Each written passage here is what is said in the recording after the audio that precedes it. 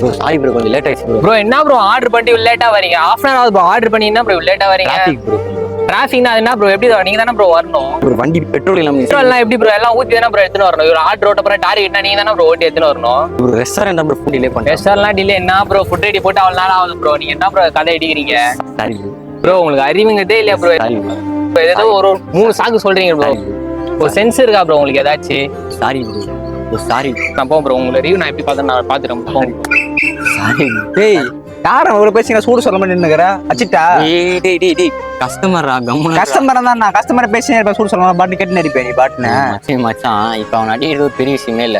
இப்ப அவன் அச்சனை வச்சு அவன் எனக்கு திருப்பி அடிக்கணும்னு நினைப்பான். அவன் அச்சதுக்கு அப்புறம் நான் பசங்களை கூட்டு போய் அடிப்பேன். அந்த அண்ணா நீங்க ஸ்டோரி போட்டுட்டு இருப்பான் இல்லையா, அவனுங்கிட்ட சொல்லி அந்த அண்ணா வந்து பேசி இப்ப நான் ஆர்டர் போகும்போதே அவனை போட்டுருக்கடா கேட்டுருக்கலாம். எதுவுமே மச்சான் எல்லாம் தேவையில்லாத வேலை.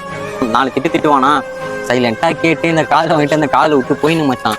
ஏதோ காலேஜ் படிக்கும் போது 4 பேர் அச்சம் வாங்கலாம் வச்சோம். அது அந்த டைமோட முடிஞ்சிச்சு மச்சான்.